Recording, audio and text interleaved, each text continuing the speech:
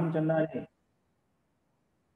Ramchandani tantra T shirt से। तो ये अपना मासूम जी प्रेजेंट करने वाले हैं, उसका हिस्ट्री बायोग्राफी प्रेजेंट करने वाले हैं। तो दोस्तों ये तीन प्रेजेंटर बहुत खूबसूरत प्रेजेंट करने वाले हैं, तो उसमें आगे बढ़ते हैं हम। फर्स्ट आने वाले हैं मिस्टर संयम कोठारी, जिसका फादर का नेम है केतन कुमार चंपतलाल कोठारी। उसका ज्वेलर्स का बिजनेस है मरोली सूरत के पास, जो है नवसारी के पास। बहुत अच्छा ज्वेलर्स का बिजनेसमैन है वो, और प्रवेश डोर के साथ भी जुड़ा हुआ है फ्रेंचाइजी एज अ फ्रेंचाइजर। दोस्तों उसका मदर का नेम है मधुबेन केतन कुमार कोठारी। उसकी एक यंगर सिस्टर है चावी कोठारी। और दोस्तों मुझे ये बात की खुशी हुई जब मैंने पढ़ा था उसके बारे में, मिस्टर संयम के बारे में, कि उसका हॉबीज क्या है। तब मुझे बहुत आश्चर्य लगा था कि उसका जो हॉबीज है वो मार्शल आर्ट्स का है, यानी जो कराटे करते हैं। तो ये सर आप देखोगे उसका जो हॉबीज है मार्शल आर्ट्स का, तो आप देख पाओगे कि जो बॉलीवुड में अक्षय कुमार है उसका भी मार्शल आर्ट्स का हॉबी है। आप पहचान दोगे टाइगर श्रॉफ है, तो टाइगर श्रॉफ का भी एक हॉबी है मार्शल आर्ट्स वो।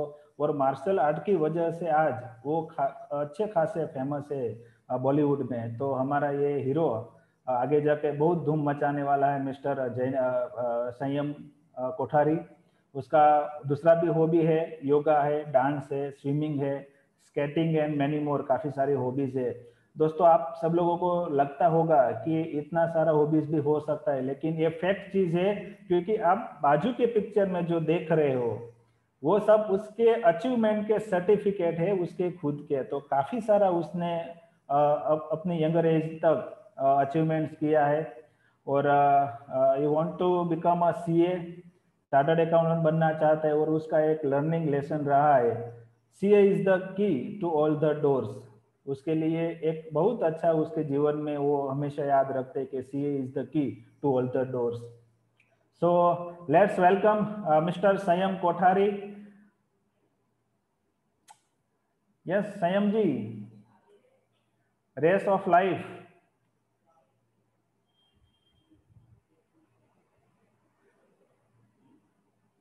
या मिस्टर संयम जी आप केतन भाई, केतन भाई hello. Kothari. Yes hello. Yes yes Sanyam ji, हाँ सर, मेरा ऑडियो और वीडियो क्लियर है? एकदम क्लियर, एकदम क्लियर क्लियर है। Welcome to this series Sanyam ji. Okay, thank you thank you. तो गुड इवनिंग दोस्तों, मेरा नाम सैम कोठारी है। और जैसे कि आप सब जानते हैं, मैं आज बहुत ही छोटी सी पर बहुत कुछ कह जाए वैसी एक स्टोरी लेकर आया हूँ। और उससे पहले मैं राकेश अंकल को थैंक यू कहना चाहूंगा कि उन्होंने उन्होंने ये नॉलेज सीरीज स्टार्ट की और मुझे भी अपॉर्चुनिटी दी कि मैं कुछ बोलूं। तो हम स्टार्ट करते हैं। एक 12 साल का लड़का था, बहुत ही छोटा 12 साल का, पर उसका ड्रीम था कि वो अपने कंट्री का सबसे तेज रनर बनेगा, चैंपियन बनेगा। और यही नहीं, यहाँ तक कि वो ओलंपिक में भी पार्ट लेगा। और वो अपने ड्रीम को लेकर बहुत ही पैशनेट था। इतना पैशनेट कि पूरा दिन उसी के बारे में सोचता रहता था। अपनी फैमिली को वही कहता रहता था कि मैं रनर बनूंगा, रनर बनूंगा। और उसकी फैमिली का भी पूरा सपोर्ट था उस पर। उसे ट्रेनिंग करवाई। उस लड़के ने भी बहुत मेहनत की, पूरा 100% एफर्ट दिया खुद का। और उस एफर्ट्स के उसे फल भी मिलते थे, आई मीन सक्सेस भी मिलती थी कि वो कई सारे इवेंट्स, कंपटीशन सब में जीतता ही था। यही नहीं, वो स्टेट लेवल पे भी चैंपियन रह चुका था। और इसी वजह से उसे कॉन्फिडेंस भी अच्छा खासा था। फिर एक बार सिटी में एक इवेंट हुआ, बहुत ही बड़ा इवेंट, बहुत से लोग आए, बहुत भीड़ थी। एक्चुअली चैरिटी इवेंट था, पर फिर भी बहुत भीड़ थी। और उस इवेंट के एक मेन हेड पर्सन आए थे, जिनका नाम नाम नहीं था एक्चुअली। वो बहुत ही रिनाउंड प्रोफेसर थे। ऐसा कह सकते हैं कि वो शहर के सबसे ज्ञानी पर्सन थे।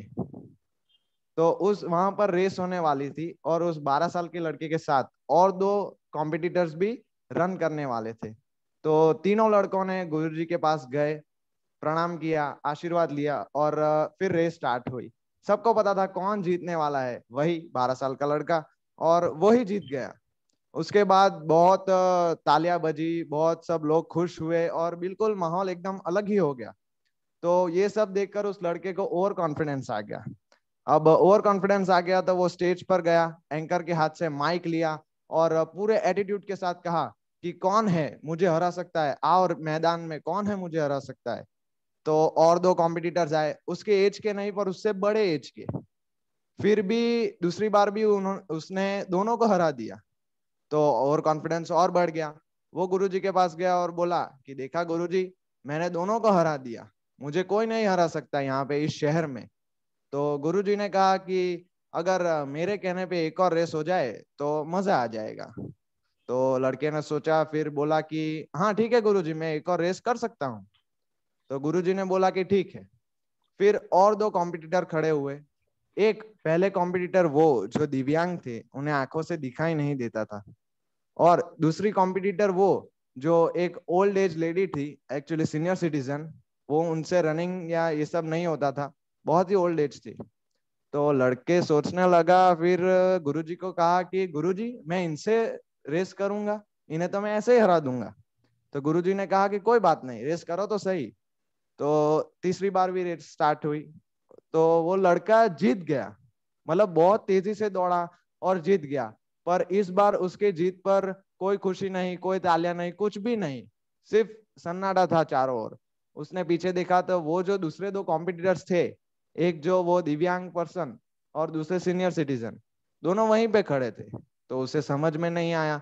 फिर गुरुजी के पास गया और बोला कि गुरुजी ये क्या हुआ, इस बार भी मैं जीता पर किसी ने तालियां नहीं बजाई, ऐसा क्यों? तो गुरुजी ने बड़े ही प्यार से कहा कि एक काम कर बेटा, फिर से रेस ट्रैक पे जा, चौथी बार रेस कर, और दोनों का हाथ पकड़ के विनर करवाना दोनों को। तो इस बार वो गया पर तेजी से दौड़ा नहीं, दोनों कॉम्पिटिटर्स का हाथ पकड़ा, धीरे धीरे चलते चलते गए। 100 मीटर की रेस थी, थोड़ी देर लगी पर गए वहां तक, और तीनों साथ में रेस जीते, तीनों विनर्स अनाउंस हुए। फिर वो वहां तभी तीनों जब अनाउंस विनर हुए तो बहुत ही खुशी हो गई स्टेडियम में। सारे लोग जो तालियां बजा रहे थे, तालियां रुक ही नहीं रही थी इस बार। तो वो लड़का गुरुजी के पास खुश होके गया और बोला कि गुरुजी इस बार तो तीनों विनर हुए, तो किसके लिए तालियां बज रही है?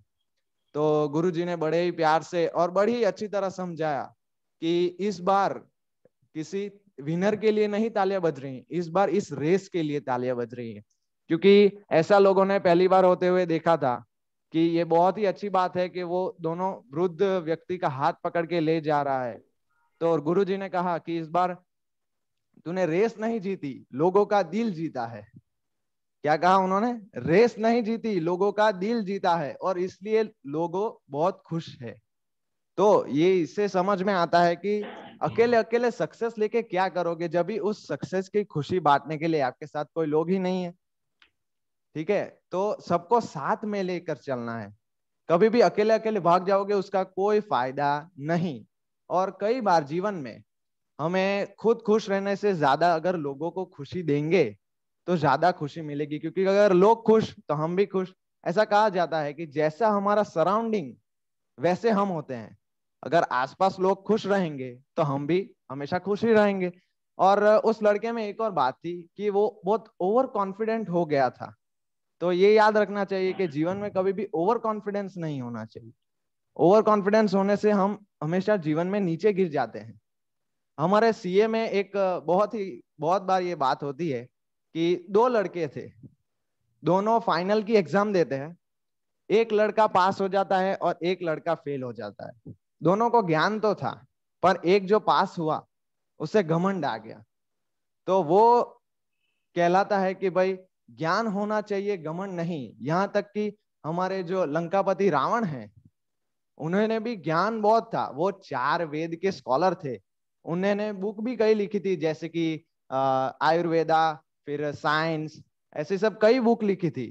पर फिर भी वो अपने घमंड के कारण हार गए, राम से घमंड के कारण हार गए। तो कभी भी घमंड नहीं होना चाहिए। इतना ही नहीं, हमारे जो एक फेमस पोएट है, ऑस्कर वाइल्ड उनका नाम है, उन्होंने एक लाइन कही थी, आप लोगों ने कई बार सुनी होगी, कि confidence is good but over confidence always sinks this ship.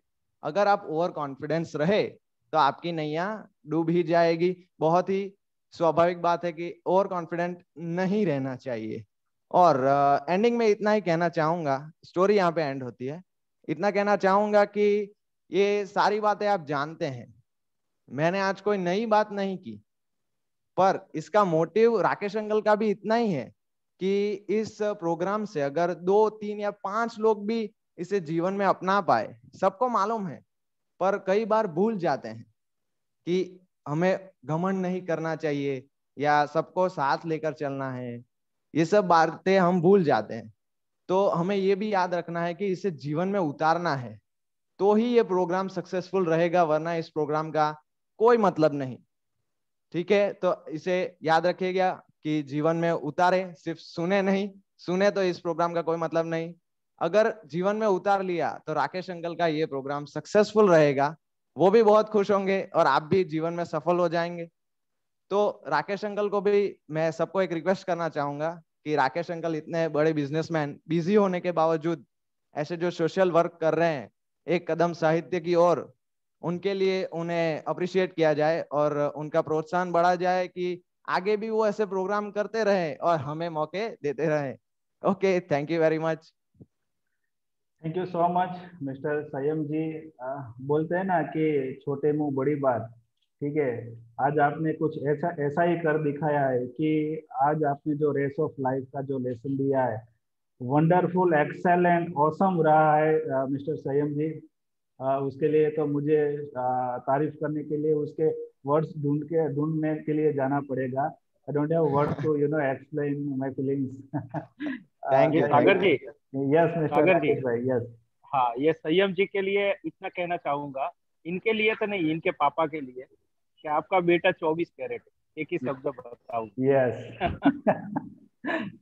Continue और सागर जी। यस यस, और जो संयम जी ने अभी बताया कि जिंदगी में अकेले सक्सेस होके क्या करोगे, तो दोस्तों ये सिर्फ स्टोरी नहीं है, उसका जो फादर है वही प्रैक्टिकल आज उसकी लाइफ में यही चीज कर रहे हैं कि आज वो तो सक्सेस खुद है, लेकिन उसके आसपास के लोगों को वो सक्सेस बनाने की कोशिश में हर दिन हर रात वो मेहनत करते हैं। सो thank you so much mister Sanyam ji और मिस्टर केतन भाई। Yes, yes. Anyone wants to learning, want to share about race of life?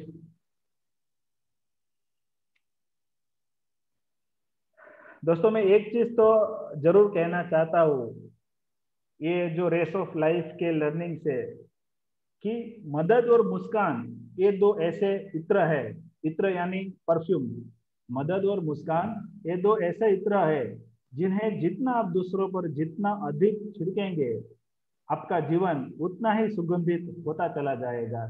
तो yes, this is the moral of the story of mister Sanyam ji.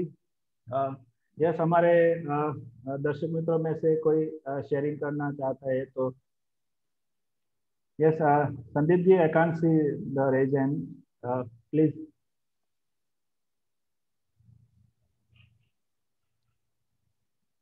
Yes, हमारे Satish ji, Satish Wankhede, yes yes Satish ji. Sanyam ji ने पहले तो I would like to congratulate him, बहुत अच्छी story. Satish ji, आपका voice थोड़ा exactly नहीं आ रहा है। अभी आ रहा है आवाज सर? यस, आ रहा है, यस। संयम जी ने काफी अच्छी स्टोरी एकदम सिंपल वे में बताई, and it is a fact of life कि हमको जो हमारा क्या बोलते हैं कॉन्फिडेंस है, उस पे ओवर कॉन्फिडेंस नहीं होना चाहिए, हमको एटीट्यूड में नहीं रहना चाहिए। जैसे उन्होंने बोला कि सबको साथ में लेके चलना चाहिए, ये चीज में मैं 100% बिलीव करता हूँ, बिकॉज किसी एक इंसान से कुछ भी हासिल नहीं हो पाता है, उसके लिए एक टीम चाहिए, एंड टीम को लेके ही हम आगे बढ़ सकते हैं। So excellent sharing, all the best, thank you. Thank you so much, Satish ji, sharing of wonderful words. Yes, anyone others? दूसरे कोई लोग शेयरिंग करना चाहते हैं?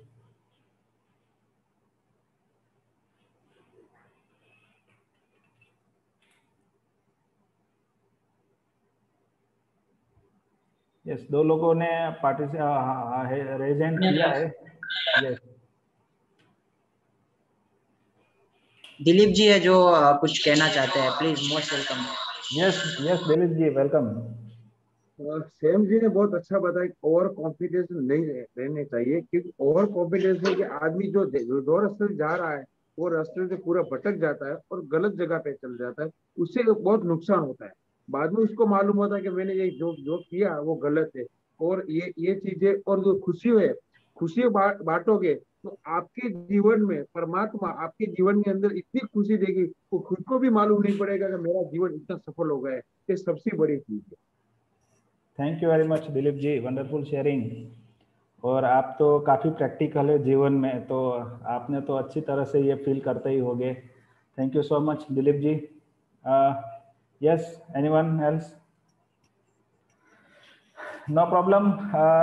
दोस्तों, wonderful story race of life का thank you so much again Sanyam ji, और उसके खास करके उसके फादर मिस्टर केतन भाई। सागर भाई। यस यस कार्तिक भाई। Yes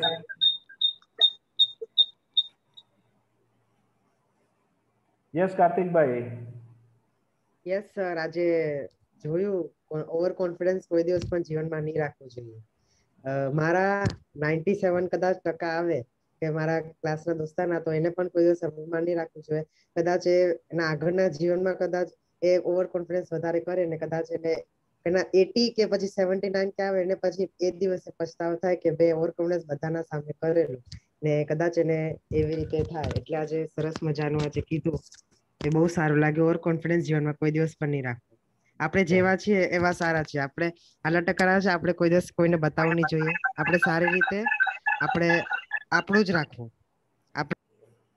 yes, thank you very much Kartik Kumar. आपने जो आपकी सागर भाई। एजुकेशन लाइन में यस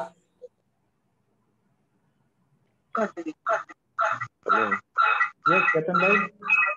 हाँ जी सागर भाई। अरे केतन भाई, आपके वहां से बहुत वॉल्यूम आ रहा है, एक्स्ट्रा नॉइस। जी बोलिए केतन भाई। एक minute. Hello. Yes, clear now. Clear. बस जो संयम है जे कई कीधु। यस, बस બહુ એટલે એક્ઝેક્ટ મારા જે થિંકિંગ રાખે છે। 100%। બહુ જ એટલે બહુ જ ખુશ થઈ ગયો છું આજે હું। क्या बात है यार। તમારો ખૂબ ખૂબ આભાર। अरे नो प्रॉब्लम। हमने एग्जैक्टली केतन जी, क्या होता है कि ये सीरीज में ऐसे प्रेजेंटर, ऐसे पार्टिसिपेंट्स जब ज्वाइन होते हैं ना, तब हमारी भी खुशी ऐसी रहती है कि चलो ऐसे लोग थिंकिंग वाले हैं, उसका जो माइंडसेट ऐसा है तो लोगों तक क्यों नहीं पहुंचाया जाए। तो ये जो खास करके सीरीज चालू करने का जो पर्पस था, तो यही कुछ था कि ये जो टैलेंट लोग है तो उसका जो अभिप्राय है, उसका मंतव्य है, लोगों तक पहुंच पाए। माइक और कैमरे के सामने बोलना मेरे लिए बहुत मुश्किल चीज है, लेकिन आज संयम ने बहुत अच्छा बोला। जो मैं नहीं कर सका वो आज ने उसने कर लिया। हाँ, बोलते हैं ना, शेर के ऊपर सवा शेर। सही है। और राकेश भाई ने बताया कि आपका 24 कैरेट्स यानी पूर्ण गोल्ड है। पूरा गोल्ड है। यस, तो thank you so much Ketan भाई। थैंक यू, बहुत आभार आपका। Thank you so much. Yes दोस्तों, हम आगे बढ़ते हैं। ये जो सीरीज के एपिसोड नंबर 7 के हमारे दूसरे जो प्रेजेंटर है, उसके पहले हम संदीप जी को रिक्वेस्ट करते हैं, जो हमारा संदीप जी है वो कुछ क्वेश्चन लेके आने वाले हर एपिसोड की तरह। Yes mister Sandeep ji, welcome. Thank you so much sir. हर बार की तरह जैसे हम एक कोई कॉन्टेस्ट लेकर आते हैं और हर एक नया सवाल हमारा होता है। तो दोस्तों, आज का हमारा जो कॉन्टेस्ट है वो भी आपके लिए बहुत इंटरेस्टिंग है और अच्छा सवाल आपके लिए हम लेकर आए हैं, जिसका जवाब आपको व्हाट्सएप के मेरे दिए हुए नंबर पे आपको देना है। कल सुबह 10 बजे तक आपका ये टाइमलाइन रहेगा। और सवाल आपका है कि which is the largest Indian museum, India का सबसे बड़ा म्यूजियम कहाँ पे है और कौन सा है, उसका नाम मुझे आपको व्हाट्सएप करना है। और सारे विनर्स को हमारे और से दोस्तों जो उसे डिजिटल सर्टिफिकेट रहता है वो आपको प्रोवाइड किया जाएगा। Thank you so much sir. आगे हम बढ़ते हैं इस सेशन के लिए। Okay, thank you Sandeep ji for wonderful question. दोस्तों आप उसका आंसर कल तक दे सकते हैं और जो नंबर है नोट डाउन कर लीजिए। और इसमें जो खास करके जिसका जवाब सही होगा उस लोगों को हमारे जो दिलीप जी उमिया क्लास से मौजूद है अपने बीच में, उसकी तरफ से एक सरप्राइज गिफ्ट आपको भेजा जाएगा। तो खास करके आपका नंबर ऊपर दिए गए नंबर के ऊपर आप खास सेंड कीजिए। Thank you so much Sandeep ji. Yes दोस्तों, नेक्स्ट हमारे जो प्रेजेंटर है मिस जानकी वेकरिया। दोस्तों खास करके वो कनाडा में है, लास्ट 2.5 साल से कनाडा है। और कल्चर के बारे में, हमारा हिंदू कल्चर है, आप सब लोग जानते ही होंगे कि हमारा हिंदू कल्चर है। आज इंडिया में जो पार्शलिटी का एक वायरा जो आ चुका है, लेकिन आप दोस्तों बिलीव नहीं कर पाओगे, जो ये सब डेवलप्ड कंट्री है इसमें हिंदू कल्चर का कितना महत्व रखता है। तो वो लेके हमारे बीच में जानकी वेकरिया आ रही है। दोस्तों उसका एक छोटा सा इंट्रोडक्शन देता हूँ। तो उसका फादर का नाम है बालूभाई वेकरिया और मदर का नाम है जयाबेन बालूभाई वेकरिया। फैमिली में उससे एक बड़ी सिस्टर है, ब्रदर है सॉरी, स्मिथ वेकरिया, वो भी कनाडा में ही रहे और खास करके वो डेंटिस्ट है। उसके एक एल्डर सिस्टर है जो इंडिगो एयरलाइंस में एयर होस्टेज है। दोस्तों उसका एजुकेशन के बारे में बताऊँ तो वो अभी कनाडा में वो bachelors in arts and psychology की पढ़ाई कर रही है, यानी मनोविज्ञान की। और उसका जो हॉबीज है वो भी पेंटिंग का है, बहुत बढ़िया पेंटिंग कर लेती है। और उसको नया चीज़ के बारे में और नई लैंग्वेज के बारे में जानना, उसको लर्न करना बहुत अच्छा लगता है। और काफ़ी सारी लैंग्वेजेज वो सीख रही है करंटली। और दोस्तों उसका अचीवमेंट के बारे में बताइए, आप सब लोग पढ़ते होंगे कि ये ताई ची क्या है, ताई ची। लेकिन दोस्तों मैं आपको बताता हूँ कि ताई ची ऐसी चीज है जो हमारे इंडियन में जैसे मार्शल आर्ट आता है, जैसे अभी ये जो संयम जी कर रहे थे। तो दोस्तों ये एक चाइनीज मार्शल आर्ट आता है, ठीक है। उसको एक जो दूसरे वर्ड्स में बोलते हैं तो शेडो मार्शल आर्ट बोलते हैं। तो उसने भी उसका कोर्स किया, उसका सर्टिफिकेट है उसके पास कनाडा में। तो यही है। और उसके अलावा काफ़ी सारे अचीवमेंट्स है छोटे छोटे। तो यस, कनाडा से हमारे है miss Janki Vekariya. Yes Janki ben Vekariya, welcome. Hello everyone. Like मैं कब से वेट कर रही थी मेरी बारी कब आए, मैं कब प्रेजेंटेशन दूँ। क्या बात है, है, फाइनली मेरी बारी आई है। yes. तो आज मैं लेके आई हूँ कल्चर के बारे में। तो कल्चर पहले तो क्या है? कल्चर वो है कि हम जो सोसाइटी में रहते हैं, तो हम हमारी लाइफ एक तरीके से जीते हैं कि सोसाइटी में कैसे मिल मिला जाए, तो वो कल्चर है हमारा। तो अगर सीधी भाषा में बोला जाए तो man plus society is equal to culture. तो कल्चर के कई सारे एलिमेंट्स है कि जैसे कि फूड्स है, क्लोथ्स है, लैंग्वेजेस है, वैल्यूज है, एजुकेशन है, symbols, government and laws, marriage and families, religion and tradition. तो सबके अलग अलग रीजन होते हैं। जैसे कि हमारा हिंदू है तो पाकिस्तान में चलो मुस्लिम हो जाएगा। तो ऐसे अलग अलग रहते हैं। और मैं कनाडा से हूँ, अभी स्टडी कर रही हूँ।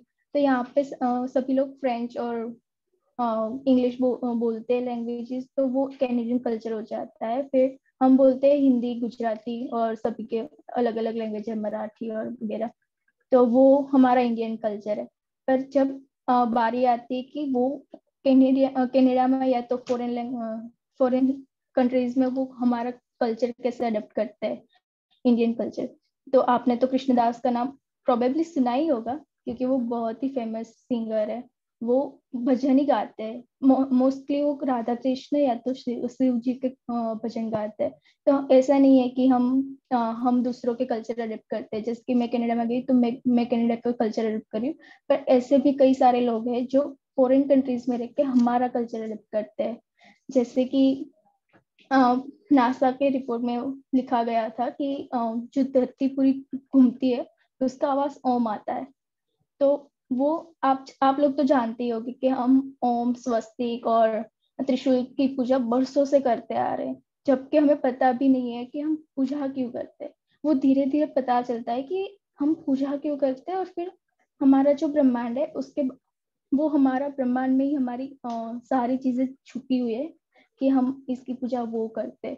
फिर बाद में पता चलता है कि चलो ये तो अच्छा है, भी हम कब से पूजा करते आ रहे। तो वो चीज है।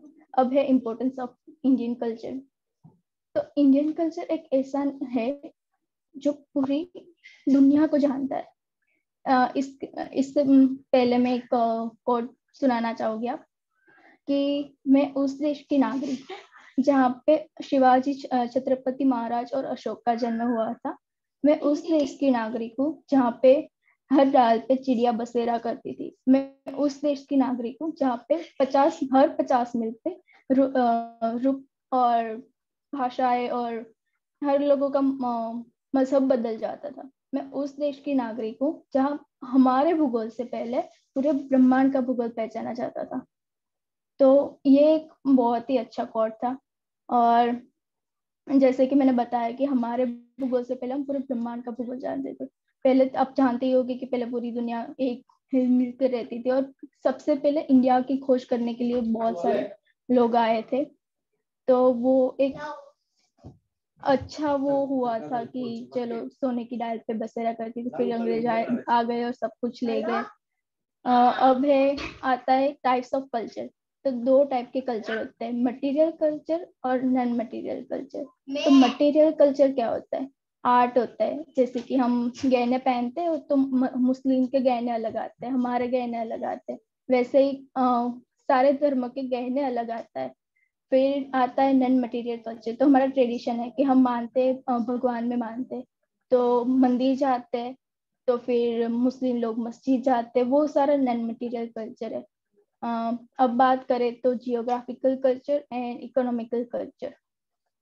हमारा कल्चर एक ऐसा है कि हम जो अडॉप्ट करते हैं वो चेंज भी कर सकते हैं। ऐसा नहीं है कि हम चेंज नहीं, हम जिस हिसाब से रहते हैं वो हमारा कल्चर हमारी जरूरत को भी पूरा करता है और हमारी अचीवमेंट भी दिखाता है। जैसे फॉर एन एग्जाम्पल कि हम लोग दिन में 1000 रुपए कमाते हैं, तो हम उस हिसाब से जिएगी कि चलो मिडिल क्लास के हिसाब से खाना 3 टाइम खाएंगे और हमारा काम खत्म करेंगे थोड़े कपड़े लेके। फिर हम अगर एक दिन में 1 लाख कमाने लगे तो हम हाई क्लास सोसाइटी की तरह जिएगी कि चलो उड़ाओ पैसा। तो ऐसा नहीं है कि हम हमारा जो कल्चर होता है वो अडॉप्ट कर लेते हैं, पर वो हम कुछ चेंज भी कर सकते हैं। तो ऐसे ही जियोग्राफिकल कल्चर में वो होता है कि चलो लोग दुनिया से आते हैं, हमारा कल्चर देखते हैं। जैसे कि 4 धाम जाते हैं, फिर कुतुब मीनार देखते हैं, लोटस टेम्पल देखते हैं। तो वो हमारा कल्चर को जानते हैं और धीरे धीरे उसको अडॉप्ट भी करते हैं। वैसे ही हम दूसरे कंट्रीज में जाके उसका कल्चर अडॉप्ट करते हैं। तो वो एक तरीके से हमारी इकोनॉमिकल सुधरती है। तो वो हो गया इकोनॉमिकल कल्चर। तो उससे 1-2 फायदे होते हैं कि हम दूसरों का जानते हैं, दूसरा हमारा जानता है, तो हम हिल मिलने में ज्यादा आसानी से हिल मिल सकते हैं।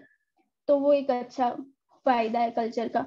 और फिर मैं लास्ट में एक ही चीज बताना चाहूंगी कि मैंने आपको बताया कि हमारा कल्चर सब कुछ जानता है, इंडियन कल्चर। तो मैं ये कहना चाहूंगी कि आप उस कनेक्शन को बढ़ाओ, जिसकी हो सके इतनी हमारे कल्चर को फैलाओ कि ये है वो है, और जानने की कोशिश भी इतनी करो ताकि आप दूसरों को बता सको कि हमारा कल्चर इतना मायने रखता है। और लास्ट में ये कहना चाहूंगी कि हमारा कल्चर एक प्यार बढ़ाता है, रिस्पेक्ट देता है, और हमारे देश में शांति बनाए रखता है। Thank you very much.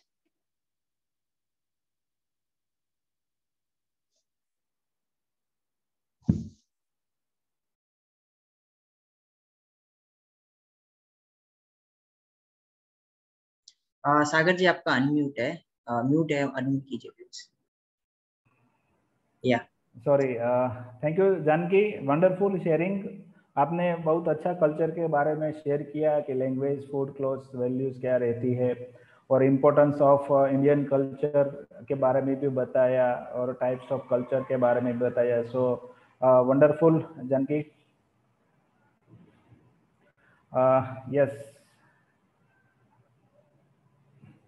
Yes Sandeep ji, उसके बारे में आप 2 शब्द शायद कहना चाहते थे।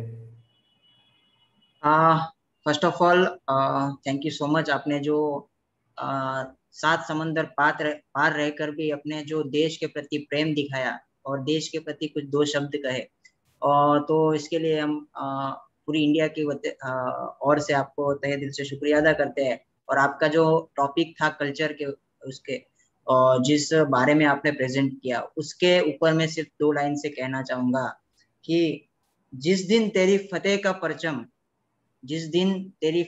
परचम इस मिट्टी पे लहराएगा, क्या जमीन क्या आसमान, उसी दिन मेरा हिंदुस्तान मिल जाएगा। Thank you so much everyone, और thank you so much Sagar भाई। अभी हम आगे बढ़ते हैं। Yes, thank you very much Janki, thank you very much, wonderful शायरी संदीप जी। यस, कल्चर के ऊपर जानकी ने जो प्रेजेंट किया वो आप कोई शेयरिंग करना चाहते हैं तो quickly. Okay, no problem, time is running out, so we have to move next participants. दोस्तों, अपना जो थर्ड पार्टिसिपेंट है और थर्ड प्रेजेंटर है, जो तीसरे प्रेजेंटर हमारे उदयपुर से मिस्टर मासूम पंचाल। मासूम पंचाल एक ऐसी स्टोरी लेके आने वाले हैं जो बुक है जीरो टू हीरो, रश्मि बंसल की बहुत खूबसूरत बुक है ये चीज। तो जीरो टू हीरो बुक में से एक चैप्टर है तंत्रा टी शर्ट, राजीव रामचंदानी का जो है उसका बायोग्राफी, वो लेके आने वाले मिस्टर मासूम पंचाल जी। दोस्तों, मासूम पंचाल जी के बारे में बताऊँ तो वो खास करके उदयपुर में अपना प्रवेश डोर के साथ जुड़े हुए एज अ फ्रेंचाइजर। दोस्तों, उसका स्टडी है जो वो उसका सागवाड़ा में हुआ ग्रेजुएशन, उसके फैमिली में उसका एक छोटा भाई है जो अभी एंट्रेंस एग्जाम की प्रिपरेशन कर रहा है, उसका मदर फादर भी सागवाड़ा राजस्थान में रहते हैं। और मासूम पंचाल की हॉबीज देखो तो कुछ नए नए चीजें सीखना, बुक पढ़ाई करना एक अच्छी बहुत उसकी हॉबी है। और उसका एक जो प्लस पॉइंट है कि कितना भी अनजान बंदे है, कितना भी अनजान लोगों है, उसके साथ वो साकर में दूध में जो साकर मिल जाता है वैसे मिल जाते हैं। तो मासूम जी, yes, welcome Masoom ji. Good evening sir. Very good evening जी sir. Yes, stage is yours. Good evening दोस्तों, मैं मासूम पंचाल वर्तमान प्रवेश द्वार उदयपुर से। मैं जिस कहानी के बारे में बता रहा हूँ, जीरो टू हीरो, जो रश्मि बंसल जी द्वारा लिखी गई है, उनका चैप्टर तंत्रा टी शर्ट है और रंजीव रामचंदानी जी के बारे में बताया गया है। रंजीव रामचंदानी कोलाबा में पैदा हुए थे, जिसे मुंबई का स्पिरिचुअल हब कहा जाता है। उन्होंने धोबी तालाब में सेंट जेवियर्स की पढ़ाई पूरी की, आईसीएससी से नहीं एसएससी से। उनके पेरेंट्स सरकारी नौकरी में थे। उनकी परवरिश बहुत मिडिल क्लास रही थी। 10वीं के नतीजे बहुत एवरेज रहे। उनके पास साउथ मुंबई में किसी कॉलेज में दाखिला देने का कोई जरिया नहीं था। खुशकिस्मती से उनके माता पिता ने अपने सिंधी कनेक्शन से उनका दाखिला जय हिंद कॉलेज में करा दिया। रंजीव अगले 5 साल किसी तरह खींचते रहे और आखिरकार माइक्रोबायोलॉजी में डिग्री मिल गई। उन्हें म्यूजियम फ्रेम जाम्पा सुनते हुए हिचकिचाहट में गाइड पढ़ा करते थे। उसी दौरान मैड मैगजीन से प्रेरणा लेकर रंजीव ने कार्टून बनाना शुरू किया। उसके बाद मिड डे से ऑफिस में जाकर सैंपल्स दिखाए। 2 दिन बाद एडिट में अधिकतर जाकर उन्होंने फोन किया और कहा यू आर ऑन। स्ट्रिप का नाम था ट्विस्ट एंड शाउट और जोन के पेन नाम के साथ संडे मिल के साथ आया करती थी। एक के बाद एक चीजें होती चली गई और जल्द ही रंजीव प्रमुख मैगजीन बिजनेस इंडिया के साथ एक और स्ट्रिप पर काम करने लगे। इस स्ट्रिप का नाम था लाइफ फादर अनलाइक सन, जो एक बाप बेटे का कार्टून था जो एक फैमिली बिजनेस चलाया करते थे। इस क्रिएटिव के बावजूद रंजीव माइक्रोब्स की दुनिया से निकल नहीं पाए। बैचलर्स की पढ़ाई के बाद रंजीव ने सोफिया पॉलिटेक्निक में क्लिनिक पैथोलॉजी का कोर्स शुरू किया। बात यह भी है, उन्हें मालूम नहीं था कि करना क्या है। कुछ लोगों को 18 साल की उम्र में ही पता चल जाता है कि वे क्या करना चाहते हैं। कुछ लोगों को 26 साल तक पता नहीं चलता कि क्या करना है। कई लोगों को पूरी जिंदगी पता नहीं चलता कि हम क्या करना है। हम अलग अलग वक्त पर अपने खोल से बाहर से निकलते हैं या कई बार निकल भी नहीं पाते। रंजीव जी भी इन सब से अनजान थे। उन्हें करना क्या है। एक दिन उन्होंने खुद को लैब कोट पहने हुए आईने में देखा और पूछा आखिर मैं क्या कर रहा हूँ और मुझे क्या करना चाहिए, जिसे करने में मुझे मजा आता हो, जिससे मुझे प्रेरणा मिले। यही सोचकर उन्होंने एडवर्टाइजिंग में हाथ पांव मारने का फैसला किया। लेकिन एडवर्टाइजिंग क्यों करना चाहते हैं? क्योंकि वह दुनिया में यही जहाँ क्रेजी, पागलपन, जुनूनी लोग मजेदार स्लोगन लिखा करते थे और तस्वीरें बनाया करते थे, वहाँ आर्टिस्ट, कार्टून, पोएट्स, एल्टरनेट्स के लिए बहुत सारी जगह थी। जो रंजीव ने नौकरी छोड़ दी थी और एनसी कॉलेज में क्रिएटिव राइटिंग के पार्ट टाइम कोर्स में दाखिला ले लिया। और वहां पे जाकर उन्होंने एक ऐसे इंसान से मिले जो नरीमन पॉइंट्स की एजेंसी में काम करता था। उस शख्स ने कहा, मैं तुम्हें नौकरी दे सकता हूँ। रंजीव ने कहा, ओके, मैं करूँगा। मुझे हर महीने 1900 रुपये मिलते थे। एक ऐसा नौजवान था जो अपने ख्यालों से दुनिया बदलना चाहता था। उन्होंने 1 साल काम करने के बाद तय किया कि अब प्रोफेशनल एजेंसियों में के दरवाजे खटखटाने का वक्त आ गया था। 1-2 एजेंसियों में गए वहां पर उन्होंने कॉपी टेस्ट किया। दोनों एजेंसी में उन्हें काम मिल गया। एक थी करिश्मा एडवर्टाइजिंग जो नरीमन पॉइंट पर थी, और दूसरी थी वर्ली द एज जो बहुत दूर थी। एक छोरे से दूसरे छोरे पर जाना पड़ता था। रंजीव ने फैसला लेने से पहले दोनों जगह से मिलना तय किया था। सबसे पहले उन्हें शीला सैयद पसंद आई थी, जो मजेदार, कमाल थी। उनका दिमाग अच्छा था, सहज था। उन्हें बेस्ट की 2 बसें बदलनी पड़ती थी। उसके बावजूद उन्होंने द एज से काम करना स्वीकार किया। रंजीव ने अपनी कॉपी टेस्ट के इतना अच्छा काम किया कि उन्हें सीनियर कॉपी राइटर के तौर पर लिया गया। इसके अलावा उन्हें एक कार्टून बिजनेस इंडिया मैगजीन के पेज पर भी जगह मिल गई थी। वे एजेंसी के कुल डेढ़ बन गए। उन्होंने 1991 से 1997 तक ट्राइटन में काम किया।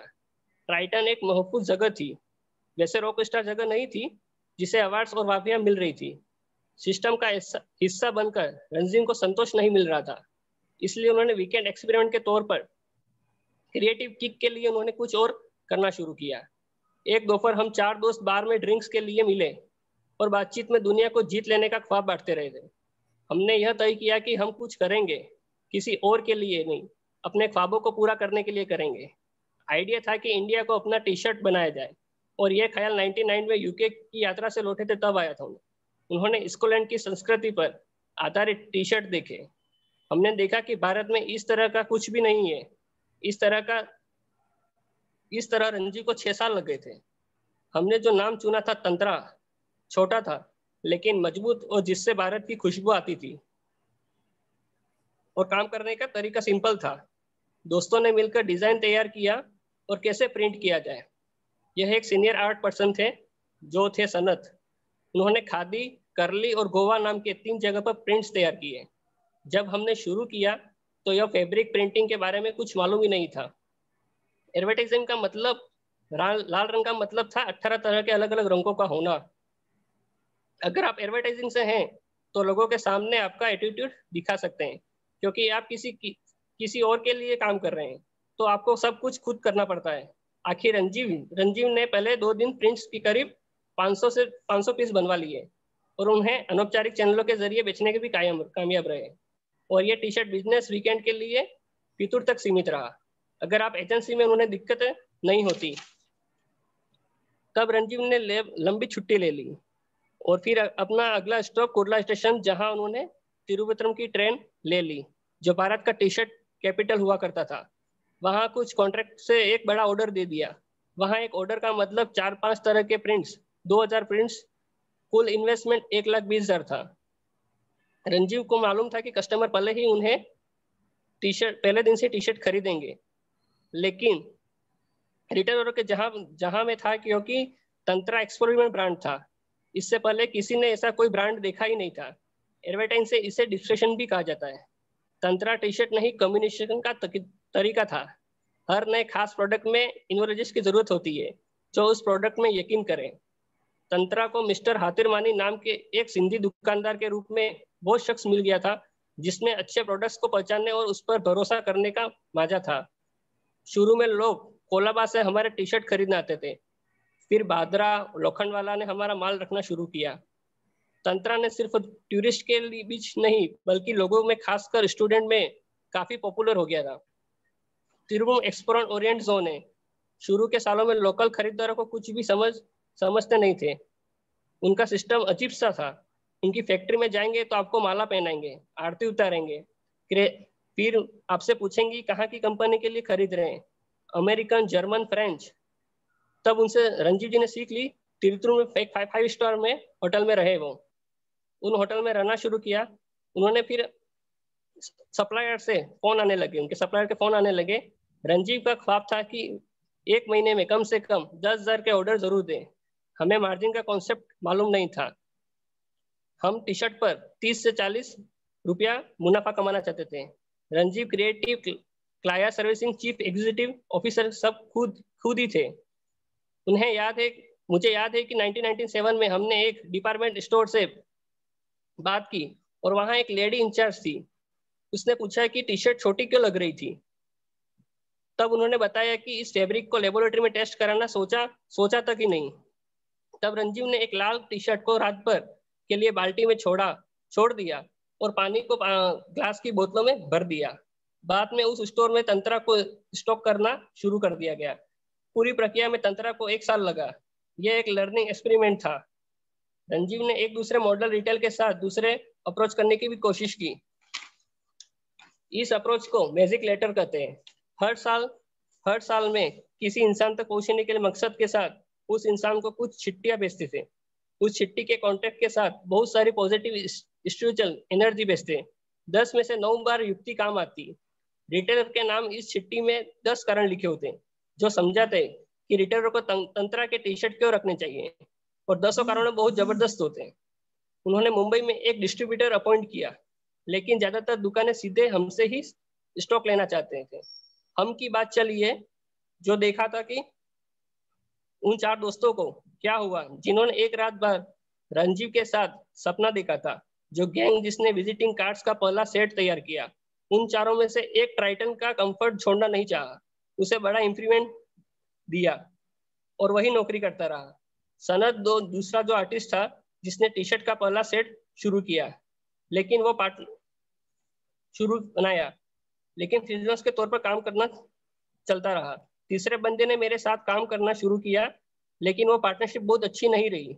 दोनों के एक साथ के भीतर अलग हो गए। उस शख्स ने अपना नया टी शर्ट ब्रांड शुरू कर दिया और खुद ही लगा कि अनएथिकल है, क्योंकि उन्हें स्टोर में जाया और वैसे ही प्रोडक्ट जैसे तंत्रा के पास है। लेकिन यही जिंदगी है। तंत्रा में क्या खास था? कुछ तो स्पेशल रहा होगा। सबसे पहले तो टैलेंट की क्वालिटी। हेमंत मोरपरिया मशहूर कार्टूनिस्ट उन लोगों में से एक है जिनके डिजाइन तंत्रा के टी शर्ट पर होते हैं। तंत्रा ने बार्गिंग डॉग और लाइन मारो के नाम से एक ब्रांड और पेलर ब्रांड भी शुरू किया। तंत्रा टी शर्ट इसलिए भी पसंद किया जाता है क्योंकि टी शर्ट की क्वालिटी बहुत अच्छी है और ब्रांडों से इतर तंत्रा टी शर्ट जितनी धुलती है उतनी बेहतर हो जाती है। इसी वक्त 2001 के आसपास रंजीव ने अपने ब्रदर इन लॉ विमल को भी बिजनेस में ले आए। विमल को बिजनेस को मैन्युफैक्चरिंग और मार्केट साइड देखने लगे। तंत्रा के पास कोई प्रोडक्शन यूनिट नहीं है और तंत्रा ने अपना काम 2-3 सालों में रंजीव 2-3 इस अप्रोच को मैजिक लेटर भी कहते हैं। हर साल किसी इंसान तक पहुंचने के मकसद के साथ उस इंसान को कुछ चिट्ठियां भेजता है। उस इंसान को पॉजिटिव स्पिरिट जानती है, जाती है। 10 में से अलग अलग फैक्ट्री में आउटसोर्स रखा है। हालांकि तंत्रा का स्टॉक क्वालिटी व ध्यान रखता है। तंत्रा ने साल में कितने टी शर्ट बनाता है? मेरा अनुमान है कि 1 लाख से ऊपर हर महीने में। इस लिहाज से कंपनी का टर्नओवर 25 CR के आसपास है। इस तरह के बड़े ऑपरेशन के लिए तंत्रा में काम करने वाले लोगों की संख्या बहुत छोटी कही जाएगी। नरीमन हाउस के छोटे से ऑफिस में 25 लोग थे, बाकी के 25 वेयर हाउस में और 20 लोग तिरुवनंतपुरम में काम संभाल रहे हैं। जबकि तंत्रा ने पूरे देश के रिटेल आउटलेट में अलग अलग फॉर्मेट के जरिए अपनी जगह बना चुका है। उसी दौरान तंत्रा ने EBO यानी एक्सक्लूसिव ब्रांड आउटलेट खोले। दिल्ली, जयपुर, मुंबई, यहाँ तक कि गुवाहाटी और शिलांग और शिमला में करीब 20 EBO हैं जो तंत्रा के डिस्ट्रीब्यूटर चलाते हैं। हमारे जैसे ब्रांड्स के लिए एक्सक्लूसिव आउटलेट जरूरी है। एक बार कस्टमर भीतर आ गया तो उसे फुल ऑन एक्सपीरियंस मिलता है। वो बिना कुछ खरीदे बाहर नहीं जा सकता। तंत्रा ने 12 सालों में किसी बैंक के 1 रुपया का कर्जा नहीं लिया। रंजीत जी जो कह रहे हैं आपको क्या करना चाहिए? आखिर दाल चाल कमाने लायक पैसा मिलना चाहिए। आप जो कर रहे हैं उसमें आपको मजा आना चाहिए। इसके अलावा छोटी छोटी चीजें जो आप में आनी चाहिए वो हासिल करने के लिए पैसा आना चाहिए। क्वालिटी ऑफ लाइफ, जिंदगी अपने तरीके से जीने की आज़ादी रंजीत जी ने जरूर हासिल की है। युवा उद्यमियों की सलाह के बारे में बताया है। जब दुनिया में दो किस्म के लोग हैं, एक वे लोग हैं जो अपने लिए काम करते हैं और दूसरे जो हैं वो खुद करना चाहते हैं। उनमें से तो कुछ को तो भ्रम में होते हैं और कुछ वाकई प्रतिभाशाली होते हैं। सबसे पहले आप देख लीजिए कि आप में टैलेंट है तो आप कड़ी मेहनत करते रहिए, हार मत मानिए, जो करना चाहते हैं उसे पूरा करिए। अगर पहले 2 सालों में आपको सपना पूरा नहीं होता है, इसका मतलब है कि आप ये आपके लिए ही है नहीं। मैं उनसे कहता हूँ यहाँ सब कुछ है, सब कुछ आसान है, सरल है। आपको एक्सपेरिमेंट करने की जरूरत है, फील्ड में क्रिएटिव होने की जरूरत है। आप उस तरह की चीजें करिए जो पहले कभी नहीं की। आपका अपना काम करना आपको मन की शांति देता है। आप अपने डीएनए को फॉलो कर रहे होते हैं, आप अपनी आत्मा से जुड़े होते हैं। जिंदगी में हमारा मिशन सेल्फ ट्रीट करना हासिल करना नहीं है, जिंदगी का मकसद खुश रहना है। और यह दलाई लामा भी यही कहते हैं। मैं अपने शब्दों को विराम देना चाहता हूँ। धन्यवाद। थैंक यू सो मच मासूम जी, क्योंकि ये राजीव जी का जो जर्नी है वही इतना गहराई पूर्ण और इतना स्ट्रगल वाला, और उसने फ्रॉम जीरो टू हीरो तक कैसे पहुंचे, काफ़ी सारा उस लोगों ने तंत्रा टी शर्ट ने चढ़ा उतर देखा है। तो वंडरफुल शेयरिंग मिस्टर मासूम जी, नाइस। Yes, anyone?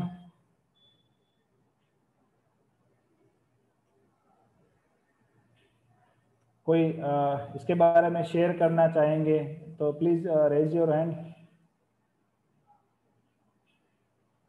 खूबसूरत लर्निंग था तंत्रा टी शर्ट का। Yes Satish ji, please welcome. Masoom ji ने भी काफी अच्छी स्टोरी बताई है एंड मैं सिर्फ एक लाइन में इसका शेयरिंग करना चाहूंगा। आपका आवाज बहुत आ रहा है।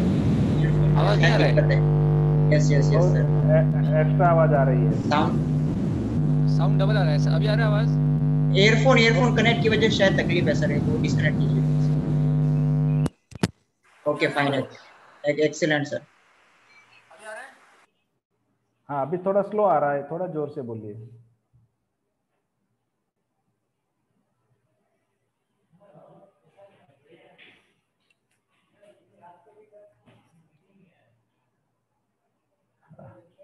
जी सतीश जी, नो प्रॉब्लम, उसको थोड़ा कनेक्टिविटी में प्रॉब्लम लग रहा है। यस, कोई अदर पर्सन शेयर करना चाहेगा तो please most welcome. Sandeep ji अगर कोई रेज हैंड करे तो प्लीज आप उसको अनम्यूट कीजिए। ये सतीश जी अगर आप वापस आ गए तो आप शेयर कर सकते हो।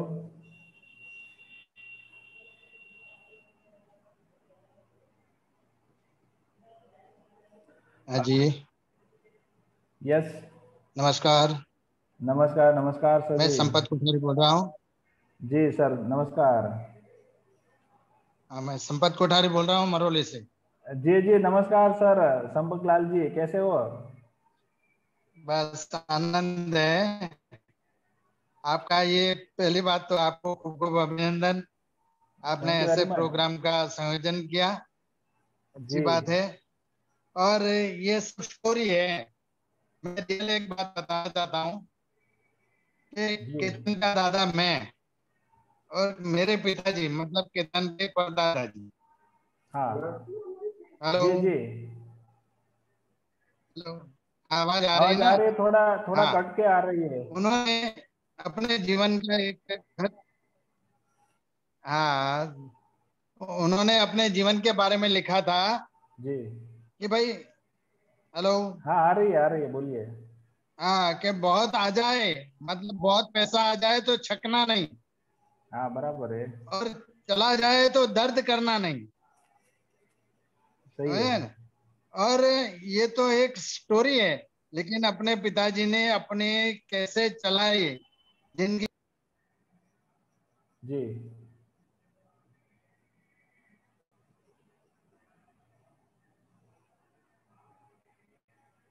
सर जी आपकी आवाज नहीं आ रही है।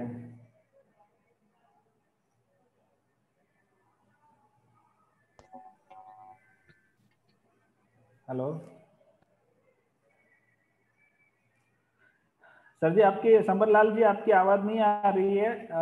नो प्रॉब्लम, शायद नेटवर्क इश्यू लग रहा है, तो हम आगे बढ़ते हैं। आपको नेक्स्ट एपिसोड में आप शेयर जरूर कीजिएगा सर।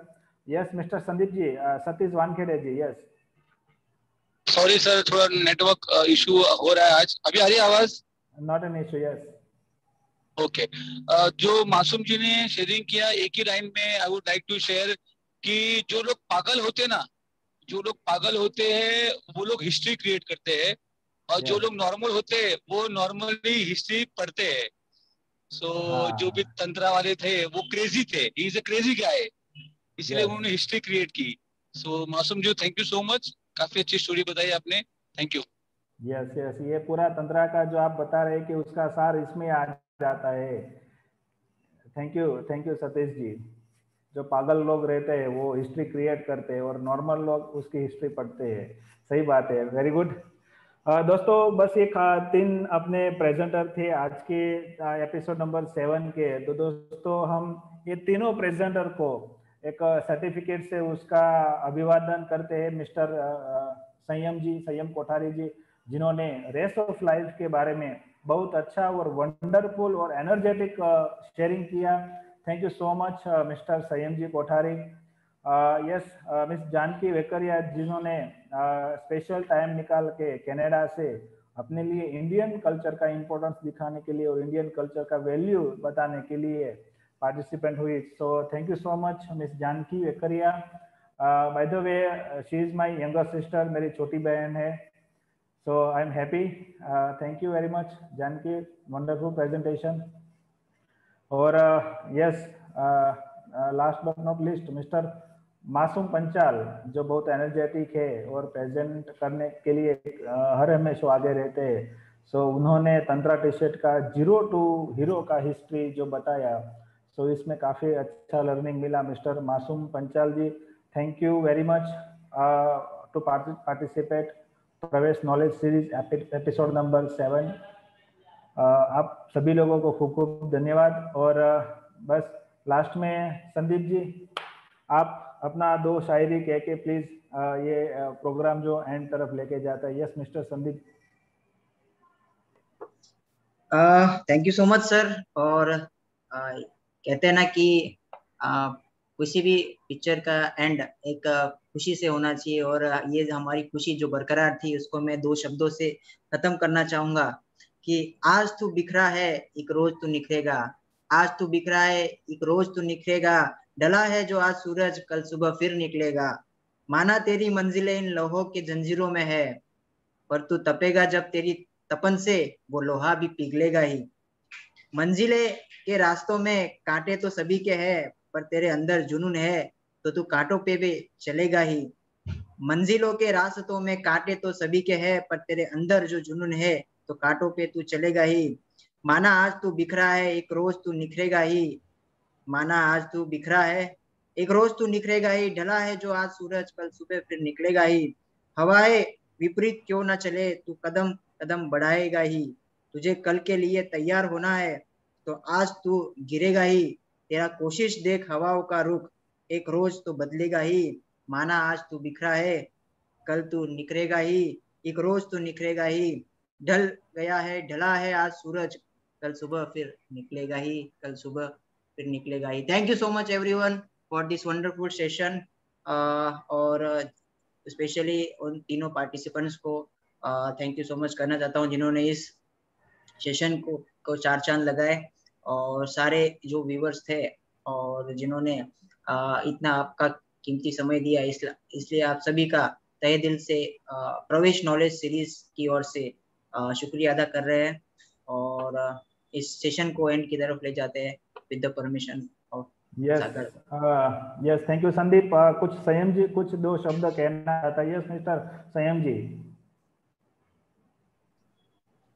जी यस नहीं, मैं ऐसे वापस वही कहना चाहता हूँ कि राकेश अंकल ये प्रोग्राम ऐसे बहुत से कुछ अलग अलग करते रहे, क्योंकि नॉलेज कभी रुकता नहीं, नॉलेज हमेशा लेना चाहिए। ऑक्सफोर्ड यूनिवर्सिटी ने कहा है कि learning never stops, yes learning never stops till the last breath of your life.